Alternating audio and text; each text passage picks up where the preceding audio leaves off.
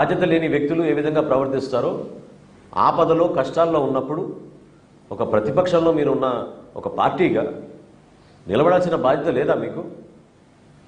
ఎందుకు మీరు పర్యటించరు? ఎందుకు క్షేత్రస్థాయిలో మీరు వెళ్ళి మన కష్టాల్లో ఉన్న కుటుంబాలు ఎందుకు ఆదుకోరు? గ్రామాన్న ఎంతోమంది ఇబ్బంది పడుతున్నప్పుడు ఈ వయసులో మన ముఖ్యమంత్రి గారు చంద్రబాబు నాయుడు గారు ఏ విధంగా ఆదర్శవంతంగా నిలబడి ఆయన కష్టపడ్డారో చూడండి ఒకసారి. మీ పార్టీ నుంచి మీ నాయకత్వం మీరు ఎందుకు క్షేత్రస్థాయిలో పర్యటించారు? ఆలోచించుకోవాలి ఇవన్నీ కూడా. మేము ఒక బాధ్యత గల పార్టీగా మా పార్టీ అధ్యక్షుడు పవన్ కళ్యాణ్ గారు పిలిపిస్తే జన సైనికులు, వీర మహిళలు, మా నాయకులు, శాసనసభ్యులు, పార్లమెంట్ సభ్యులు అందరూ కూడా ఎవరికి వారు ఇది మన బాధ్యత, ప్రజల్ని ఆదుకోవాలి అనే ఒక ఆలోచనతోటి వాళ్ళు చేసిన కార్యక్రమాన్ని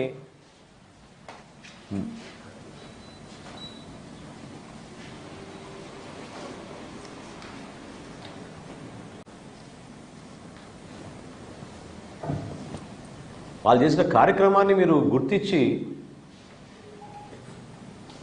ఒప్పుకోవాలి.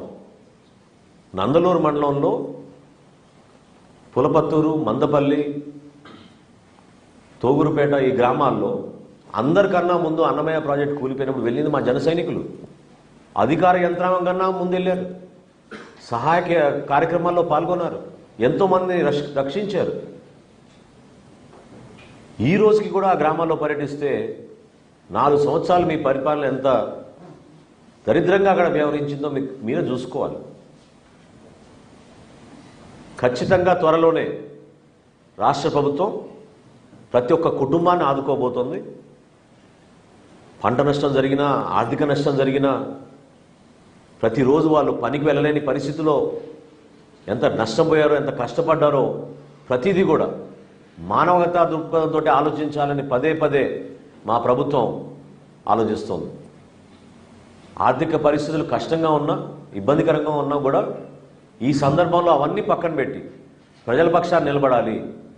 కూటమి ప్రభుత్వం కేవలం ప్రజలకి సేవ అందించడానికి కోసం, మెరుగైన పరిపాలన అందించడానికి కోసం పొరపాటు లేకుండా ప్రతి కుటుంబాన్ని గుర్తించి ఎన్యూమరేషన్ జరుగుతున్నప్పుడు ఏ ఒక్కరికి కూడా పొరపాటు జరగకూడదు. ఆటో కోల్పోతే ఆటో రాయాలి, స్కూటర్ కోల్పోతే స్కూటర్ రాయాలి, ఇంట్లో సామాను కూలిపోతే అది కూడా రాయాలి అనే నిర్దిష్టమైన ఆదేశాలు జారీ చేసి అధికార యంత్రాంగాన్ని క్షేత్రస్థాయిలో మేము ఇంటింటికి పర్యటించుకుంటూ ఎన్యూమరేషన్ చేస్తున్నాం. ఏ ఒక్కరికి కూడా నష్టం జరగదు. ఆదుకోవాల్సిన బాధ్యత అది మేము గుర్తించాం. ఖచ్చితంగా మా కూటమి ప్రభుత్వం దానికి నిలబడి ఉంటుంది.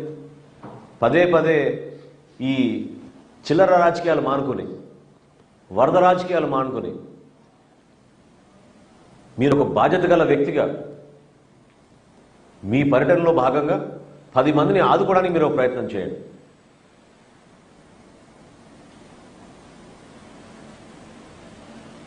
రాబోయే రోజుల్లో ఏలేరు, బుడమేరుకు సిద్ధం చేసిన ఒక ప్రణాళిక చాలా స్పష్టంగా ఇంప్లిమెంట్ చేసే విధంగా మా కూటమి ప్రభుత్వం ముందడుగు వేస్తుంది. ఇంకొకసారి ఇటువంటి పరిస్థితి రాకూడదు, ప్రజలు ఇబ్బంది పడకూడదనే ఆలోచనతో షార్ట్ సైడ్ ఆలోచన కాకుండా లాంగ్ టర్మ్ ఆలోచనలతోటి ఒక మంచి ప్రణాళికతోటి సిద్ధం చేసుకుని మేము ముందుకెళ్తున్నాం. అందులో ప్రతి ఒక్కరు కూడా భాగస్వాములు అవ్వాలి. ఉప ముఖ్యమంత్రి గారు పవన్ కళ్యాణ్ గారు ఎంత ఆదర్శవంతంగా నిలబడ్డారో ఆ విధంగా రాష్ట్ర ప్రజలందరూ కూడా కలిసి రావాలి, ప్రజల్ని ఆదుకోవాలని మనస్ఫూర్తిగా ఈ సందర్భంగా కోరుకుంటున్నాను.